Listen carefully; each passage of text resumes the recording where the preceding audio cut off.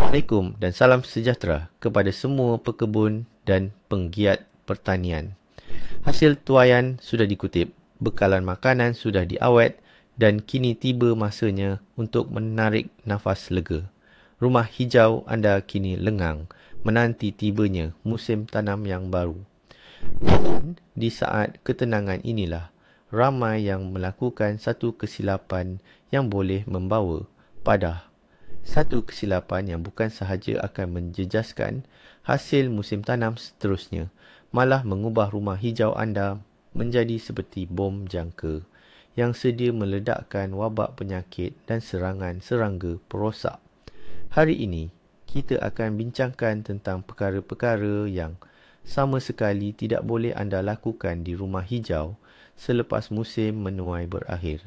Dan saya jamin, selepas menonton video ini, anda akan melihat batas tanaman yang kosong itu dengan pandangan yang sama sekali berbeza. Penghujung musim, keletihan setelah melalui musim yang panjang itu sudah mula menjenguk. Alangkah nikmatnya jika dapat hanya menutup pintu rumah hijau dan melupakannya sehingga tiba musim tanam yang seterusnya.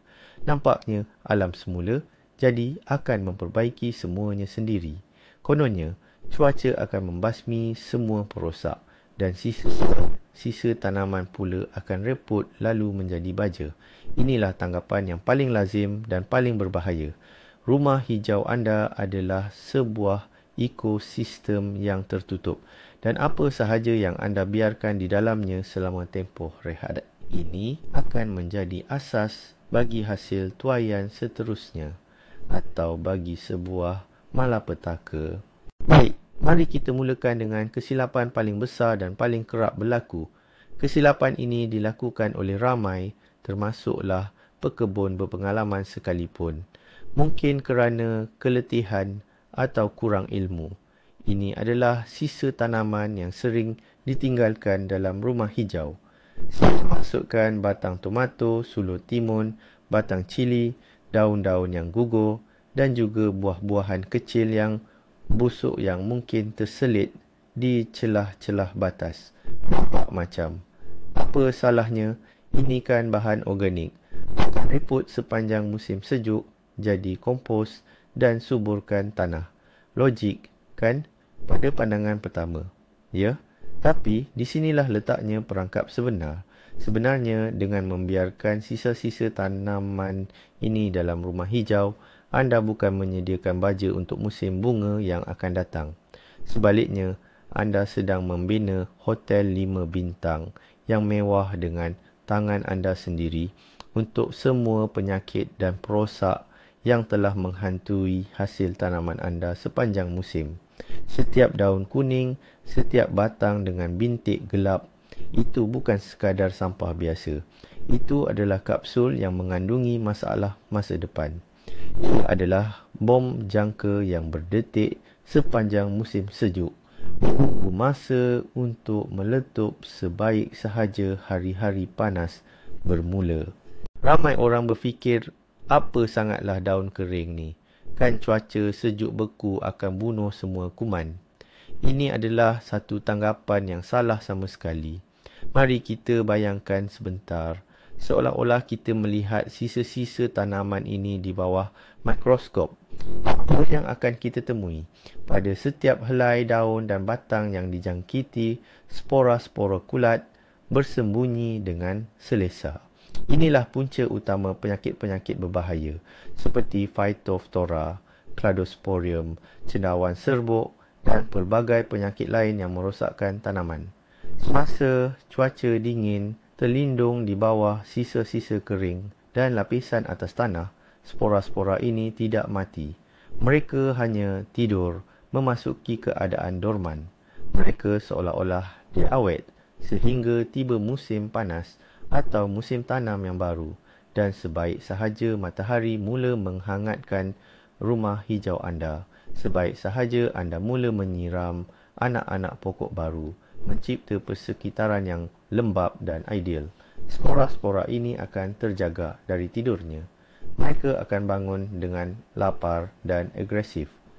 Anak-anak pokok anda yang muda dan masih rapuh itu akan menjadi santapan pertama dan termudah bagi mereka. Anda mungkin belum sempat bersuka cita melihat daun-daun sejati pertama muncul. Tiba-tiba sahaja ia sudah mula dijangkiti bintik-bintik. Ulat hanyalah sebahagian kecil daripada cabaran. Ada pula bala tentera kedua, tidak kurang liciknya, yang tidak sabar menantikan musim bunga. Ini adalah tentera perosak. Fikirkanlah, ke mana hilangnya hama labah-labah yang menyelabuti semua timun anda di penghujung musim panas? Ke mana pula menghilang lalat putih yang menyebabkan daun-daun melekit? Adakah mereka semua mati kerana kesejukan? Sudah tentu tidak. Mereka adalah pakar penyamaran dan kelangsungan hidup. Sisa-sisa tanaman yang anda tinggalkan di dalam rumah hijau itu sebenarnya adalah tempat perlindungan musim sejuk yang sempurna bagi mereka. Ia menjadi rumah dan inkubator pada masa yang sama. Di batang-batang kering dan daun-daun yang bergulung, itulah mereka bertelur mikroskopik. Manakala di lapisan paling atas tanah, betul-betul di bawah selimut tumbuh-tumbuhan ini, larva dan pupa mereka berhibernasi. Mereka tidur lena sepanjang musim sejuk dalam keadaan selesa dan selamat. Mereka tahu apabila musim bunga tiba, pesta makanan sudah menanti dan hidangan utama dalam pesta itu nanti tidak lain tidak bukan adalah anak-anak pokok anda yang muda dan tidak berdaya. Bagaimana pula dengan akar? Sesetengah pekebun beranggapan mereka lebih bijak. Mereka membuang bahagian atas tanaman tetapi membiarkan akarnya tertanam di dalam tanah. Alasan mereka, akar itu akan repot menjadi makanan cacing tanah dan memperbaiki struktur tanah. Kedengarannya sangat semula jadi dan betul, bukan? Namun, di sini juga tersembunyi bahaya yang serius pada akar-akar tersebut, terutamanya pada tanaman yang pernah sakit sepanjang musim. Patogen penyakit lain yang tidak kurang berbahaya dapat bertahan dan bersembunyi. Ini termasuklah pelbagai jenis repot akar, layu fusarium dan jangkitan bakteria. Patogen-patogen ini menyerang sistem akar secara khusus. Dengan membiarkan akar lama di dalam tanah, anda secara dasarnya meninggalkan kapsul jangkitan terus di dalam petak tanaman anda. Pada musim bunga, apabila anda menanam anak benih yang rapuh, akar muda anak benih itu akan serta-merta berdepan dengan punca jangkitan ini. Tanaman itu akan mula layu tanpa sebab yang jelas dan anda akan memerah otak memikirkan apa puncanya. Adakah kerana penyiraman, pembajaan atau cuaca? Sedangkan punca sebenarnya bersembunyi di bawah tanah pada akar-akar tahun lepas. Jadi, apa intinya? Ada satu sahaja kesimpulan dan ia sangat jelas. Setelah musim tuaian terakhir berakhir, tugas pertama dan paling penting anda ialah melakukan pembersihan menyeluruh. Ini bukan sekadar membersih, tetapi operasi sanitasi yang sebenar. Matlamat anda adalah untuk tidak meninggalkan walau sehelai daun, sebatang tangkai, mahupun sebiji buah yang terlupa tertinggal di dalam rumah hijau. Semua yang tumbuh pada musim ini mesti dibuang sehingga bersih sepenuhnya. Jangan malas untuk menggunakan penggaru dan kumpulkan semua sisa tumbuhan kecil dari permukaan tanah. Periksa setiap sudut, semak juga celah-celah antara batas tanaman dan dinding rumah hijau. Apa-apa sisa organik adalah rumah, berpotensi untuk masalah di masa hadapan. Bayangkan anda sedang menyiapkan bilik bedah untuk menerima pesakit baharu yang sangat penting, iaitu hasil tuaian anda yang seterusnya. Bilik bedah mesti berada dalam keadaan bersih, steril, tanpa cela. Prinsip yang sama terpakai untuk rumah hijau anda selepas musim tuaian ini. Anda mesti meninggalkan batas tanaman yang kosong dan dinding yang bersih. Hanya dengan cara inilah kita dapat memutuskan kitaran ganas penyakit dan perosak. Jadi, timbullah persoalan logik seterusnya. Kemana hendak dibuang semua sisa tanaman yang banyak ini? Perkara pertama yang terlintas di fikiran kebanyakan pekebun ialah memasukkan semuanya ke dalam timbunan kompos. Ya, kompos adalah emas hitam bagi setiap pekebun. Tetapi, tunggu dulu. Jangan sesekali lakukan ini. Ini adalah salah satu kesilapan paling teruk yang akan mensia-siakan semua usaha pembersihan anda. Mengapa? Timbunan kompos biasa tidak mencapai suhu yang cukup tinggi untuk memastikan spora kulat dan telur serangga perosak musnah sepenuhnya. Daripada membasmi penyakit, anda sebenarnya mengawetkannya. Anda dengan teliti menyusun bahan yang dijangkiti di satu tempat, melapisinya, menyiramnya dan mewujudkan keadaan yang ideal untuk patogen terus hidup.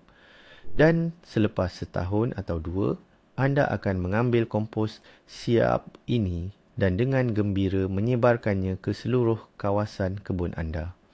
Anda akan menjangkiti bukan sahaja rumah hijau anda dengan tangan anda sendiri, tetapi juga petak-petak ubi kentang, strawberry dan bunga. Ini bukan kita semula. Ini adalah pembiakan dan penyebaran penyakit. Jadi, apakah cara yang betul dan selamat untuk melupuskan sisa tanaman? Kaedah yang paling dipercayai dan telah terbukti berabad-abad lamanya ialah dengan membakar. Pembakaran memusnahkan sepenuhnya semua spora, perosak dan telurnya. Ini adalah proses pensterilan 100%. Selepas pembakaran, anda akan mendapat segenggam baja yang sangat berharga, abu kayu yang kaya dengan kalium dan mikronutrien. Abu ini boleh digunakan pada musim bunga untuk membaja tanaman, tetapi hanya di bahagian taman anda yang sihat. Namun, jika anda tidak berpeluang untuk membakar apa-apa di kebun anda, ada pilihan lain. Kumpulkan semua sisa tanaman tersebut ke dalam beg sampah yang kukuh dan tebal, ikat kemas-kemas dan bawa ke tapak pelupusan sampah yang sah jauh dari kebun anda dan jiran-jiran. Ya, ini mungkin memerlukan sedikit usaha, tetapi percayalah, ia akan berbaloi berkali-kali ganda. Anggap sisa tanaman ini bukan sekadar sampah biasa, tetapi sebagai bahan biologi yang berpotensi berbahaya. Tugas anda adalah untuk mengasingkan dan membuangnya dari kawasan kebun. Setelah selesai menuai dan membersihkan sisa-sisa tanaman, rumah hijau kita kini kelihatan kosong dan bersih. Namun, adakah ini bermakna tanah di dalamnya kini benar-benar selamat? Sayangnya, tidak. Ini kerana banyak spora dan larva perosak sudah pun menyusup masuk ke lapisan atas tanah. Di sinilah timbulnya perdebatan lama yang sering menghantui para pekebun. Patutkah kita membajak tanah pada musim luruh atau tidak? Para penyokong pembajakan tanah dalam pada musim luruh ada satu perkara yang mereka betul sepenuhnya. Apabila anda membalikkan lapisan tanah, larva perosak yang telah bersedia untuk hibernasi di lapisan atas akan terdedah di permukaan, manakala yang berada lebih dalam pula akan terangkat ke permukaan. Dalam kedua-dua situasi, keadaan persekitaran semula, jadi mereka akan terganggu. Dan apabila musim sejuk yang teruk tiba, tetamu yang tidak diundang ini akan dimusnahkan secara semula. Jadi, ini adalah cara pembasmian kuman yang berkesan dan mesra alam. Anda secara harfiah membekukan dan menyingkirkan wabak perosak dari tanah anda. Oleh itu, pembajakan dalam batas tanaman di rumah hijau untuk persediaan musim sejuk bukanlah sekadar melonggarkan tanah, tetapi merupakan prosedur fitosanitari yang sangat penting. Namun, ada juga satu lagi pendekatan moden yang tidak kurang hebatnya. Kaedah ini amat sesuai untuk pengamal pertanian organik yang ingin meminimumkan gangguan terhadap struktur tanah. Setelah anda selesai membersihkan sisa tanaman, anda tidak perlu bersusah payah membajak tanah. Sebaliknya, anda boleh menabur benih tanaman baja hijau atau green manure di batas-batas anda. Untuk penanaman pada musim luruh di rumah hijau, jenis tanaman cruciferous yang tahan sejuk seperti sawi atau lobak minyak adalah pilihan terbaik. Apa pula kelebihannya? Pertama, sistem akarnya sangat cekap dalam melonggarkan dan menstrukturkan tanah. Kedua, dan ini yang paling penting, rembesan akar daripada tanaman ini mempunyai kesan pembasmian kuman yang ampuh. Ia berkesan menghalang pertumbuhan banyak kulat dan bakteria patogen, sekaligus memulihkan kesihatan tanah. Anda tidak perlu pun memotongnya. Apabila tiba musim sejuk yang melampau, tanaman ini akan mati dengan sendirinya dan membentuk hamparan hijau di atas batas.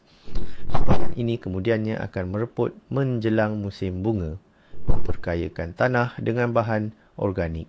Ini adalah cara yang cemerlang untuk membersihkan dan menyuburkan tanah secara serentak.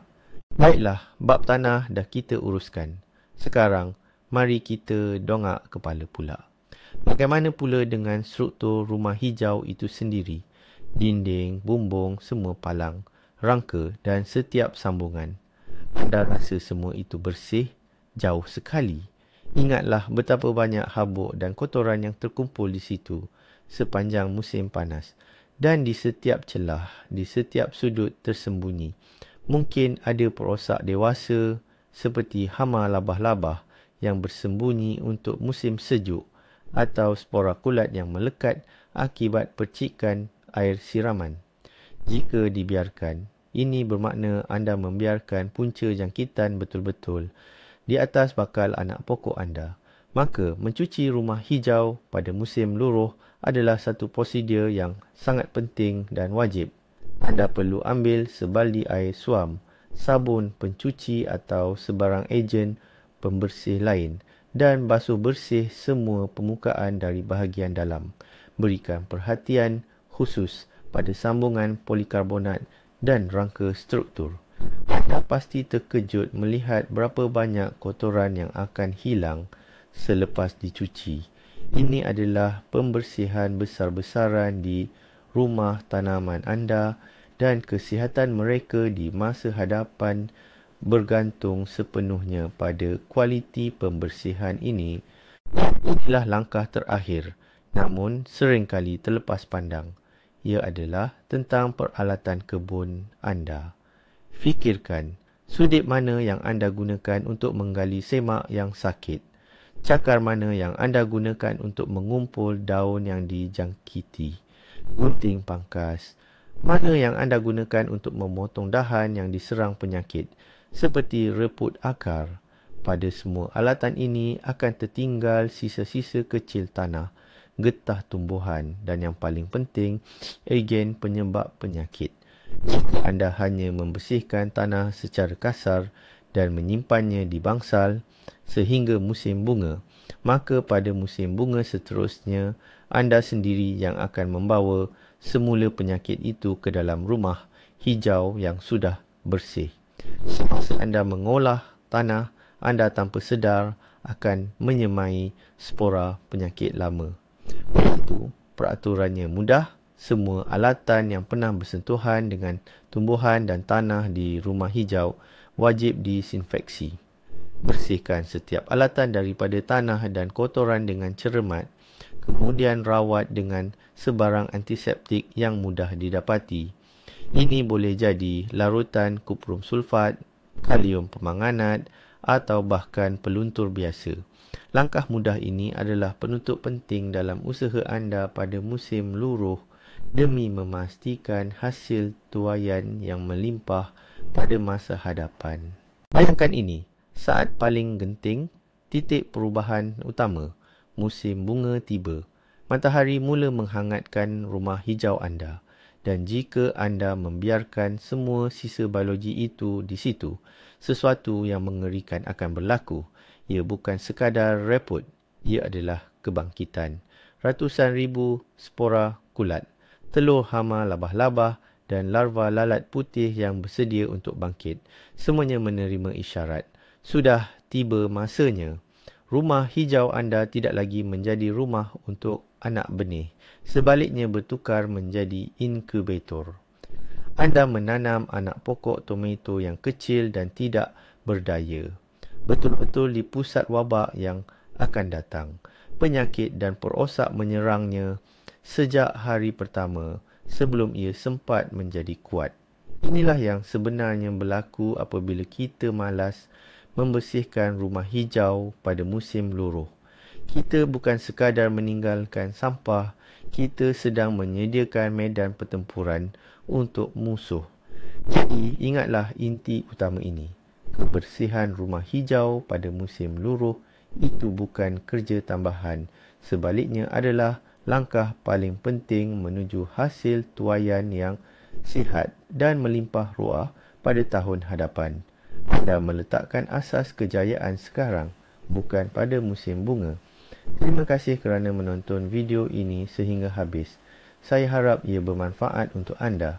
Jika ya, jangan lupa untuk like dan langgan saluran ini agar tidak terlepas tips-tips baharu. Sekarang, soalan untuk anda. Bagaimana anda menyediakan rumah hijau anda untuk musim sejuk? Mungkin anda ada kaedah atau rahsia yang telah terbukti keberkesanannya. Pastikan untuk berkongsi pengalaman anda di ruangan komen.